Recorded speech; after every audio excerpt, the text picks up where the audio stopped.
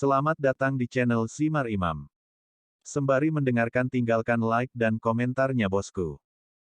Jangan lupa pasang headset kalian. Siapkan kopi dan camilan. Lupakan pahitnya kehidupan.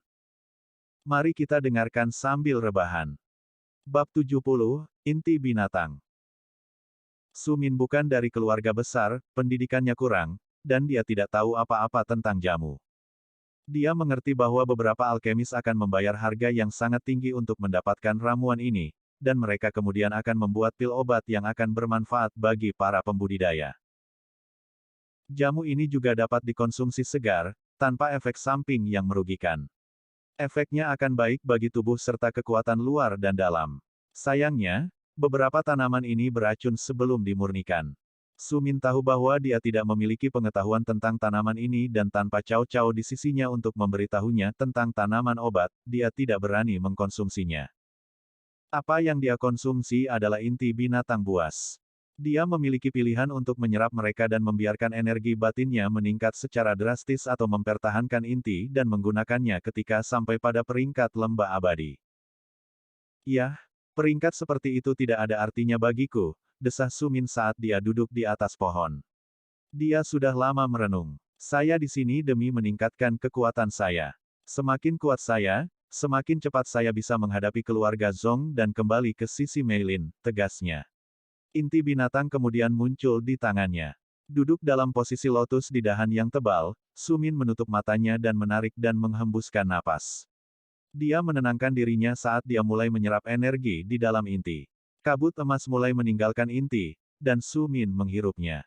Saat memasuki tubuhnya, tubuh perlahan mulai memurnikannya, membuatnya menjadi ki yang perlahan memasuki dantiannya. Butuh beberapa jam baginya untuk menyerap seluruh energi dari dalam inti binatang itu. Saat beberapa butir cahaya keemasan terakhir telah tertelan, Sumin membuka matanya dan melihat inti kosong di tangannya. Dia memutuskan untuk menyimpannya sehingga dia bisa menyimpannya di dalam harta penyimpanannya. Melenturkan dan meregangkan tubuhnya, senyum lebar muncul di wajahnya. Energi batinnya begitu melimpah sehingga Sumin tahu bahwa sudah hampir waktunya untuk menembus bintang ketiga. Kekuatannya sudah lama mencapai kemacetan, tetapi tidak peduli seberapa banyak dia telah berkultivasi, dia terjebak di sana. Menyerap energi dari inti binatang buas, dia akhirnya mengerti bahwa energi yang dia serap membantunya mengatasi dataran tinggi.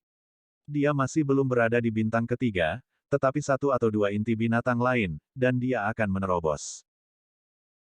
Setelah menyadari seberapa dekat dia untuk menerobos, Sumin langsung menyusun rencana pertempuran. Dia harus berburu lebih banyak binatang buas dan menyerap inti binatang buas mereka. Dengan cara ini dia akan dapat dengan cepat mencapai bintang ketiga, di mana kekuatannya akan meningkat pesat. Dia kemudian akan menjadi lawan yang jauh lebih kuat. Setelah menjadi bintang ketiga, dia tidak perlu takut pada Warriors bintang 4 dan akan memiliki cara untuk menghadapi Warriors bintang 5.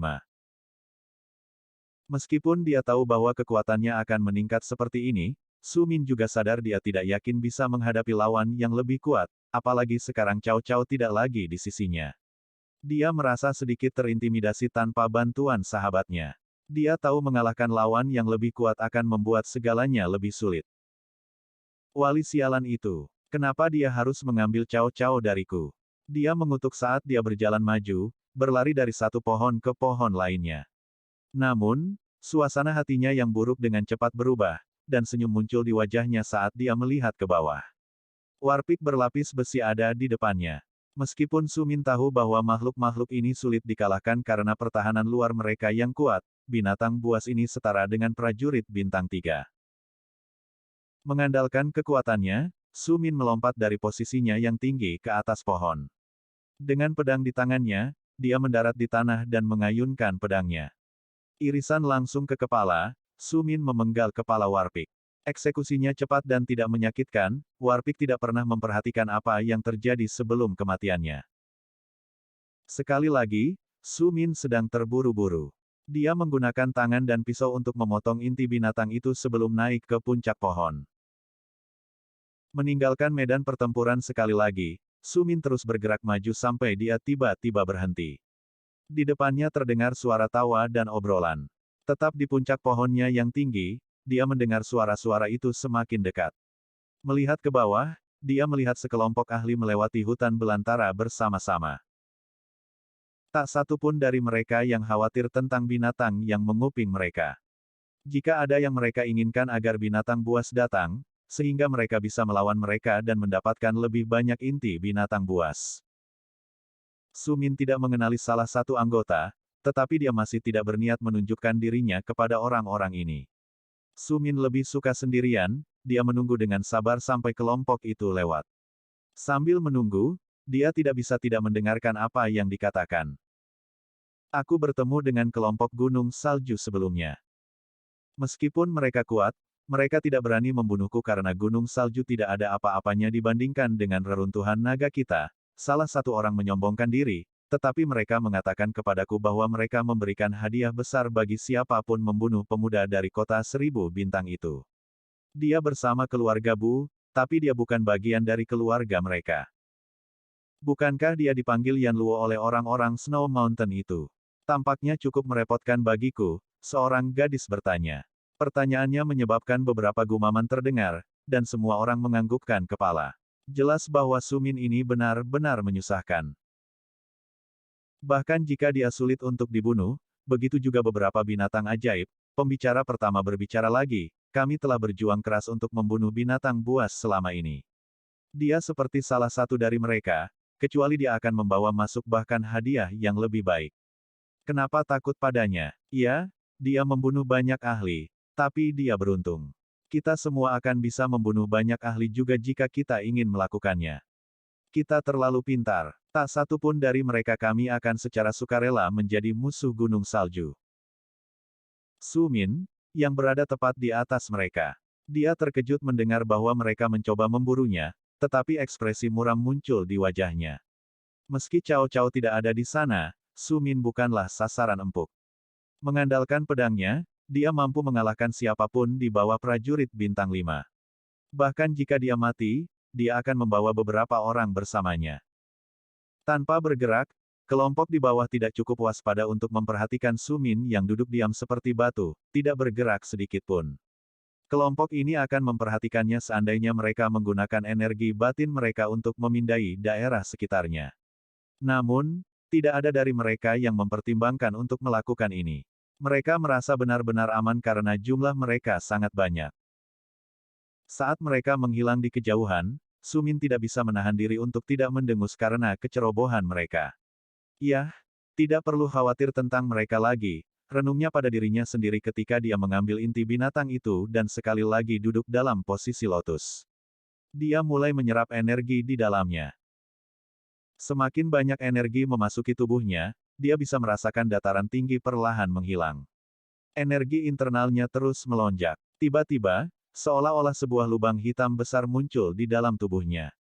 Semua energi di sekitarnya melonjak ke arahnya, memasuki tubuhnya. Setiap sedikit energi yang masuk ke tubuhnya meningkatkan daya tahan tubuh membuatnya lebih tangguh dari sebelumnya. Otot-otot membengkak di bawah gelombang energi yang konstan. Segera kekuatannya menjadi lebih dari 2 kali lipat. Su Min menyeringai. Tubuhnya akhirnya mencapai peringkat prajurit bintang ketiga, tapi ini belum semuanya.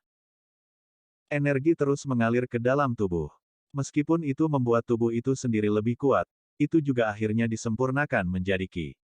Jauh di dalam dantian Su Min, ada 1000 titik cahaya yang terus bersinar. Semakin banyak bintik yang bersinar sebelum berubah menjadi cairan bening, menyedot semakin banyak bintik. Energi internal di dalam tubuh Su Min berubah menjadi tetesan besar cairan seperti merkuri. Cairan mirip merkuri ini terus berubah. Cairan terus-menerus melayang di tengah dantian dan dengan rakus menyedot setitik cahaya demi satu.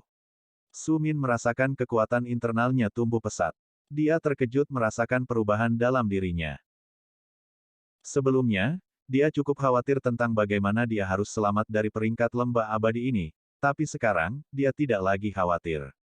Tanpa terlalu percaya diri, dia masih berasumsi bahwa dengan pedangnya dia harus bisa mengalahkan mayoritas ahli yang datang padanya.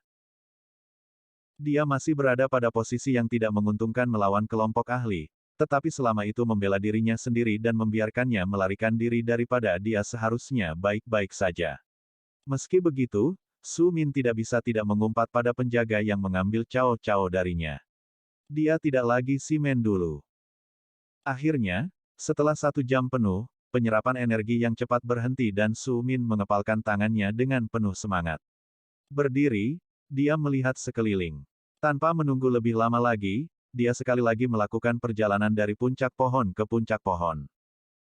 Saat dia bergerak, dia menemukan banyak manusia mengarah ke area yang baru saja dia tinggalkan. Banyak dari mereka dengan jelas merasakan fluktuasi energi yang kuat dan pergi untuk melihat asal-usulnya. Fluktuasi seperti itu biasanya berasal dari harta karun atau terobosan. Semua orang yang dekat bersedia mengambil risiko bertemu dengan para ahli jika mereka menemukan harta karun yang nyata. Menjauh dari lokasi, Su Min tidak tertarik untuk melawan para ahli yang akan datang. Kadang-kadang dia menemukan orang-orang berkelahi satu sama lain, tetapi dia tetap tidak berhenti, sebaliknya, dia terus berjalan. Semakin jauh dia semakin tenang daerah itu menjadi. Menggunakan kinya untuk memindai arah, Su Min menemukan bahwa tidak ada manusia di sekitarnya. Namun demikian, sebuah gua terletak di pinggiran jangkauannya di mana binatang yang setara dengan prajurit bintang 5 tinggal. Melihat lokasi binatang buas ini, Su Min menjadi sangat penasaran. Dia sangat ingin melihat seberapa baik dia akan cocok dengan binatang buas bintang 5. Dia sangat ingin tahu tentang apa yang tersembunyi di dalam gua. Itu pasti berisi beberapa harta. Beringsut lebih dekat, Su Min menyebarkan kinya untuk memastikan tidak ada pembudidaya lain yang melihat gua ini dan mencoba menyerang. Ekspresi kekejaman terlihat di wajah Su Min. Meskipun dia tidak tertarik untuk menyerang manusia, dia sangat tertarik dengan monster bintang 5 ini. Dia akan memperjuangkan hak untuk melawannya jika dia harus melakukannya. Untungnya, tidak ada yang hadir dalam jangkauan selimut Ki Su Min yang telah dia sebarkan. Saat dia beringsut lebih dekat, dia menyadari bahwa binatang itu adalah Blood Lion berbulu emas. Senyum masam muncul di wajah Su Min saat dia mengenali ras binatang itu. Singa darah berbulu emas terkenal karena pelanggaran mereka yang luar biasa, dan Su Min saat melihatnya, bisa merasakan darahnya mendidih. Dia sangat bersemangat tentang pertempuran yang akan dimulai. Bersambung. Nantikan bab selanjutnya bosku.